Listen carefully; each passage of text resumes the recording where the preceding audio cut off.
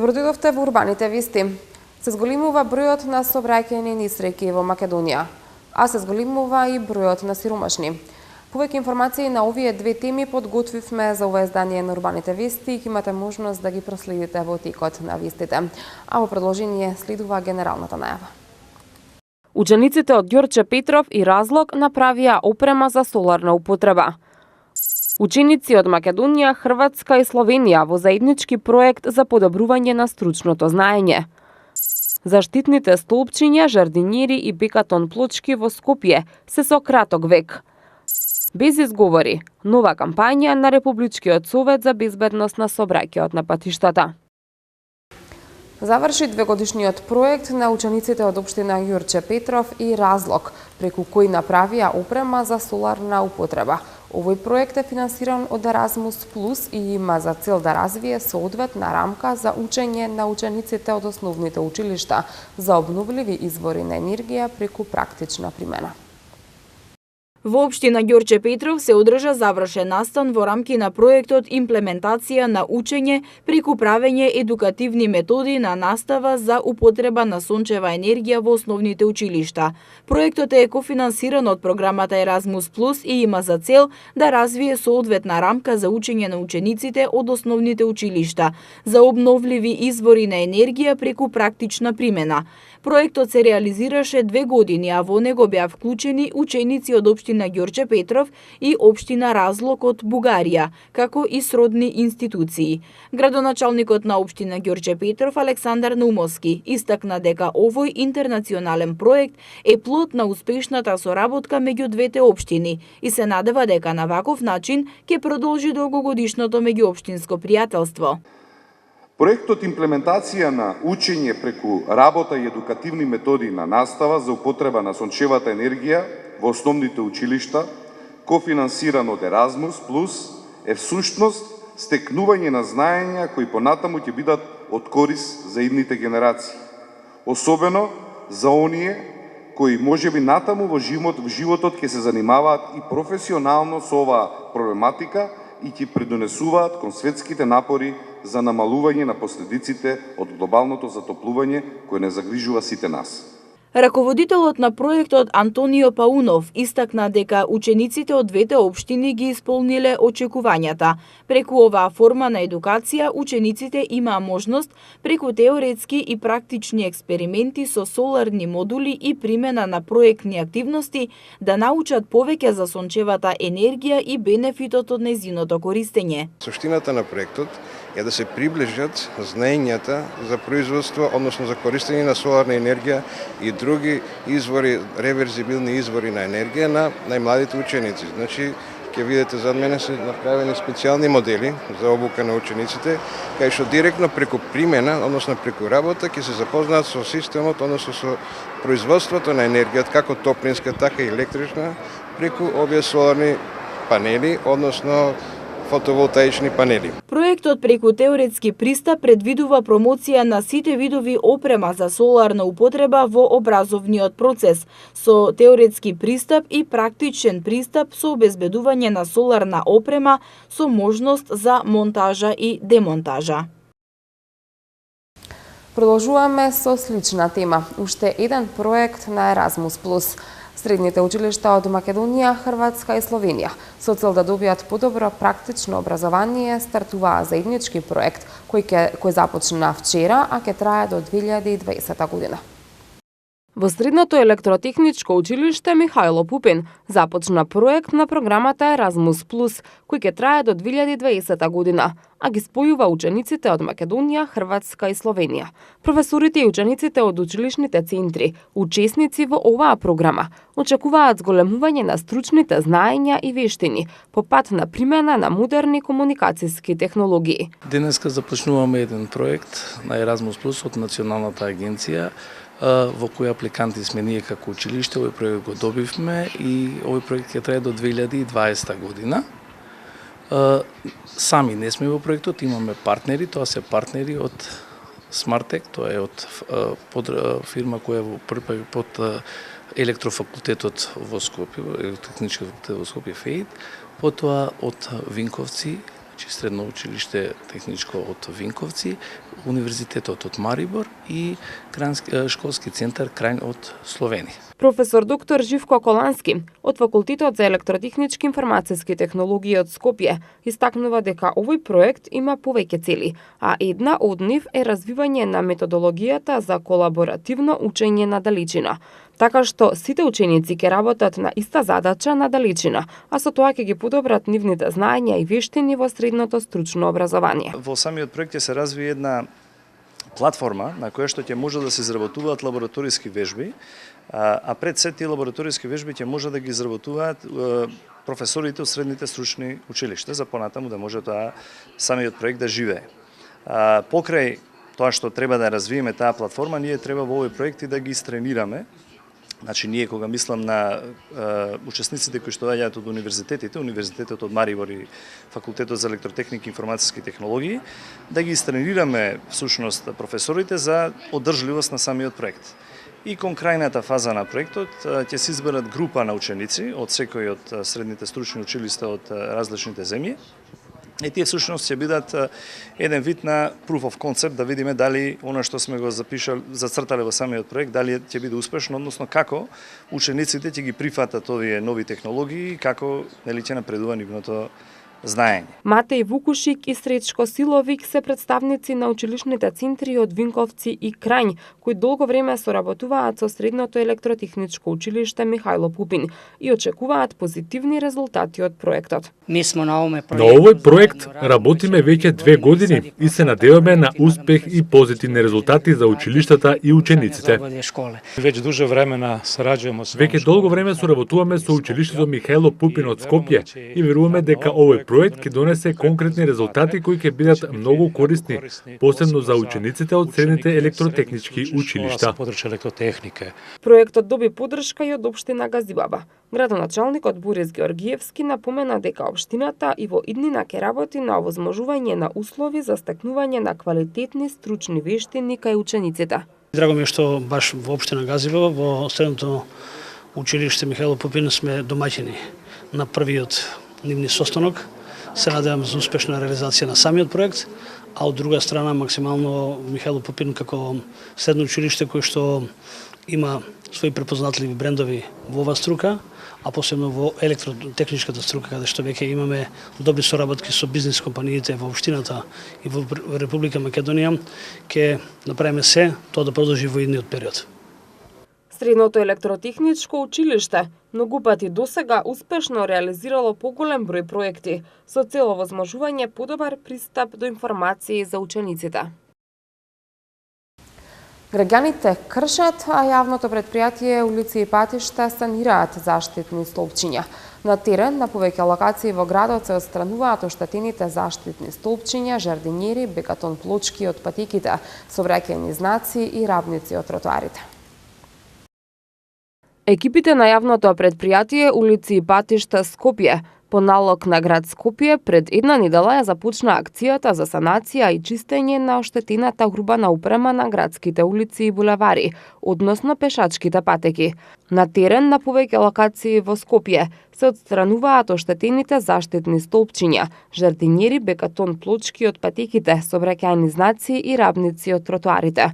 Од јавното претпријатие улици и патишта информираат дека ќе биде поставена нова урбана опрема, а каде што има можност за санација, оштетената опрема ќе биде санирана. Во изминативе денови санирана е опремата на повеќе улици и булевари, меѓу кои улицата 11 октомври, булеварот Илинденска, булеварот Мајка Тереза, улицата Ацо Караманов, булеварот Србија, Јане Сандански, Асном, Митрополит Теодоси Голаганов, Кирил и Методи, улицата Васил Ѓорѓов, Трета македонска бригада, Франклин Рузвелт, булеварот Партизански одреди во двете насоки и булеварот 8 септември. Одговорните во јавното претпријатие улици и патишта уверуваат дека секојдневно се врши контрола и обиколка на градските улици и булевари, а санацијата ќе продолжи и во наредниот период на сите локации каде што ќе има потреба. Една година по преземањето на градоначалничкиот мандат, Саша Богдановиќ денеска ги истакна реализираните проекти. Акцентот беше ставен на реконструираните училишта, градинки и улици. Сепак остануваат голем број проекти кои треба да се реализираат во следните 3 години од мандатот. Една година по преземањето на градоначалничкиот мандат, градоначалникот Саша Богдановиќ даде отчет за сработеното, при што се усврна на училиштата и градинките. Изминатава година доградени беа 8 нови училници и простории во основното училиште Гоце Делчев, сменета и водоводната и фекалната канализација. Во основното училиште Кирил и Методи реконструирани се 2 училници. Во основното училиште Коча Рацин реконструирано е надворешното игралиште, а во основното училиште Коле Неделковски заменети се 18 стари метални врати со нови. 333 финансиски поддршки за новородинчиња, како и над 300 финансиски поддршки на лица со висок социјален ризик беа доделени минатава година. Во градинките на територија на општина Центар воведени се бесплатни часови по англиски јазик за децата од средните и големите групи. Во соработка со Ротари клубот Скопје, Камен мост, во дел од градинките се донираат и прочистувачи на воздух. Комплетно санирани се јаслите во градинката Коча Рацин во клонот Бели Мугри, а отпочната е и набавка на реквизити за матичниот објект на градинката 13 ноември. Советот на општина Центар на предлог на градоначалникот Богдановиќ набргу по преземањето на функцијата во декември ја усвои одлуката за запирање на спроведувањето на деталните урбанистички планови, односно популарниот мораториум на градби. Со ова дуповите одат на стручна ревизија и доработка, со што повторно ќе се стават на дневен ред за работа на Советот. Секторот за урбанизам, заедно со стручните соработници, изминатава година интензивно и активно работат на изработување и усогласување на дуповите со ГУПот на град Скопје, во соработка со жителите на Центар. Во новите дупови видливи се настојувањата за вградување на нови површини за градинки, училишта, спорт и рекреација, како и зголемување на степенот на зелени површини. Досега секторот за градување на градежно земјиште реконструирал и 6 улици, односно улицата Бигла, улиците 171 и 172 во Крњево, улицата Капиштец, крак од Стефан Јакимов Дедов и улицата Питогули, а во завршна фаза се и улиците Ѓуро Ѓоновиќ и Димитар Пандилов. Повеќе члена делегација на збратимениот град Дрезден од Германија деновиве престојува во официјална посета на Скопје. Скопје и Дрезден се збратимени од 1967 година и имаат успешна соработка на полето на културата, образованието и спортот, како и размена на искуства за противпожарната заштита. Повеќе члена делегација на збратимениот град Дрезден, Германија, деновиве престојува во официјална посета на Скопје. За време на престојот делегацијата посети повеќе средни училишта во Скопје, како и повеќе бази на противпожарната бригада во Скопје, а во текот на посетата остварени се и голем број официјални средби. Вчера делегацијата од Дрезден оствари средба и со заменик градоначалникот на град Скопје Енвер Малики, како и со поголем број представници на градската администрација. Се дискутираше за досегашната соработка помеѓу Скопје и Дрезден, како и можноста за нејзино продлабочување. Пред се во областа на културата, економијата, образованието, противпожарната заштита и туризмот. Една од темите на разговорот беше и кандидатурата на Скопје во 2028 година да биде Европска престолнина на културата, бидејќи Дрезден аплицира за оваа титула во 2025. Стана збор и за размена на искуства од аспект на организација и подготовки за овој голем настан, како и за подобрување на соработката на културните институции од двата града. Се разговараше и за активностите во рамки на европскиот проект Match-Up, кој е проект за паметен град Smart City, во кој учествуваат и Скопје и Дрезден. Преку овој проект, финансиран од Европската програма за истражување и иновации Хоризонт 2020, градовите ќе дизајнираат и имплементираат палета иновативни решенија од областа на енергетиката, мобилноста и ИКТ, кои ќе се користат како модел на урбанистички трансформации за други градови во Европа и пошироко. Скопје и Дрезден се збратимени од 1967 година и имаат успешна соработка на полето на културата, образованието и спортот, како и размена на искуства во противпожарната заштита. Се повеќе локации низ Скопје се украсени и разубавени со нови аранжмани на есенски цвеќиња. Од јавното претпријатие Паркови и зеленило вела дека акцијата за разубавување на градот ќе трае се додека дозволуваат временските услови. Оттаму апелираат до граѓаните совесно да се однесуваат со цветните аранжмани.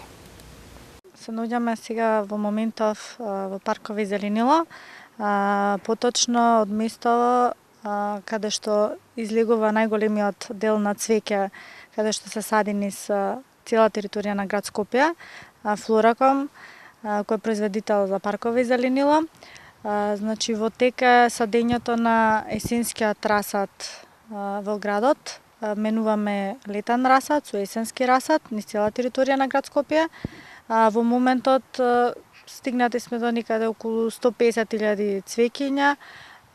Се планира да се сменат над 300.000 цвеќиња, значи некаде на половина работа сме. Се надеваме дека вака убавото време ќе се задржи подолго, за да успееме да го смениме на време зимскиот расад.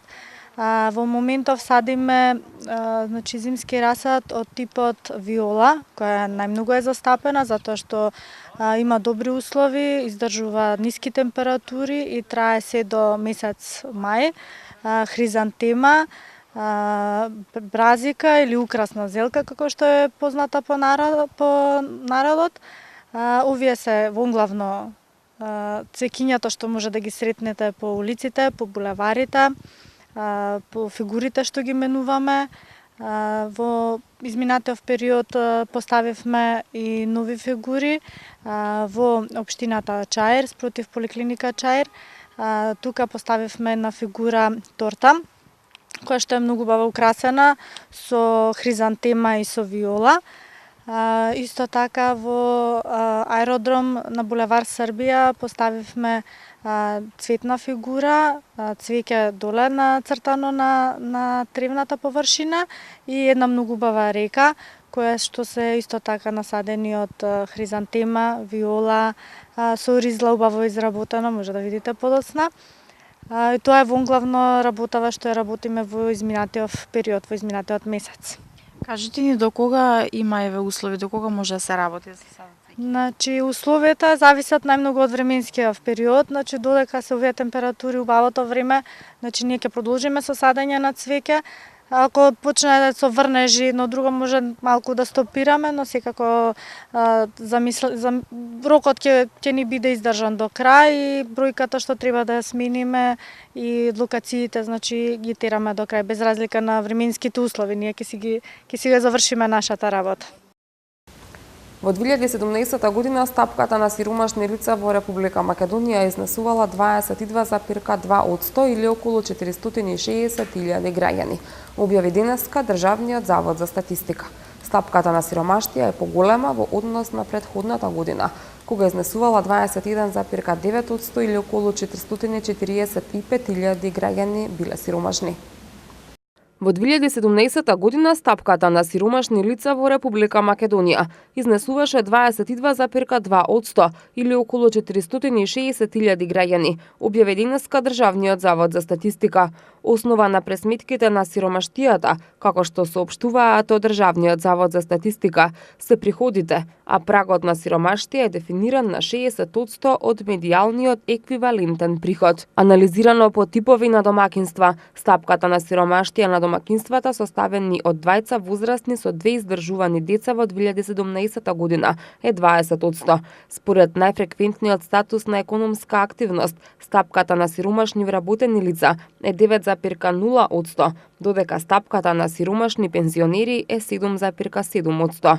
Според Државниот завод за статистика, коефициентот за нееднаквост во распределбата на приходите изнесува 32,5%. Стапката на сиромаштија е поголема во однос на претходната година, кога изнесувала 21,9% или околу 445.000 граѓани биле сиромашни. Изложваните билборди кои беа поставени на улиците во Скопје го привлекаа вниманието на граѓаните и ја најавија новата кампања на Републичкиот совет за безбедност на сообраќајот на патиштата без изговори. Сообраќајната статистика на РСБСП покажува дека во првите 9 месеци од 2018 година 100 лица го загубиле животот во сообраќајни незгоди. Во споредба со минатата година оваа бројка е намалена за 10%. Изгужваните билборди кои беа поставени на улиците во Скопје го привлекоа вниманието на граѓаните и ја најавија новата кампања на Републичкиот совет за безбедност на сообраќајот на патиштата без изговори. Станува збор за нова едукативна активност која во себе содржи моќна порака дека не постои доволно важен и силен изговор да настрадаш и да го загрозиш својот живот или животот на некој друг учесник во сообраќајот како резултат на сопствената неодговорност. Во рамки на кампањата што се реализираше изминатите неколку недели, беа презентирани само дел од изговорите кои учесниците во сообраќајот ги користат барајќи начин пред себе и пред другите да ги оправдаат своите лоши навики во сообраќајот. Најчести изговори, односно причини за сообраќајни несреќи се возење со брзина поголема од дозволената, возење под дејство на алкохол, употреба на мобилни телефони и уште многу други. Некои од возачите знаат да кажат: "Моја одлука е да не користам појас додека возам во автомобил" или "Моја одлука е да не застанам на пешачки премин". Ова се само дел од бизарните изговори. Од Републичкиот совет за безбедност на сообраќајот на патиштата потсетуваат дека безбедното и одговорно учество во сообраќајот не се право на избор, туку обврска и не познаваат изговори и извинувања. Кампањата без изговори има јасна цел да ја подигне свеста за последиците од сообраќајните несреќи кај секој поединец преку континуирана едукација за важноста и потребата од целосно, максимално и безусловно одговорно учество во сообраќајот, а воедно да влијае на дисциплираното однесување, кога станува збор за почитување на правилата и прописите. Сообраќајната статистика на РСБСП покажува дека во првите 9 месеци од 2018 година 100 лица го загубиле животот во сообраќајни несреќи. Во споредба со минатата година, оваа бројка е намалена за 10%. Денеска имавме сончево време со температура до 19 степени. Утре не очекува сончево и потопло време со температура до 23 степен. Во неделя ќе се задржи сончево време, температурата ќе го достигне 24 степен. Во понеделник имаме топло време повторно со температура до 22, а во вторник до 21 степен. И пред самиот крај уште една информација. Од сабота вечер започнува зимското сметање на времето. Стрелката на часовникот ќе се врати 1 час назад. Тоа беше и последната информација што ја подготвивме за ова издание на Урбаните вести. За повеќе информации посетете нашата веб страна mtm.mk. Од мене довидување.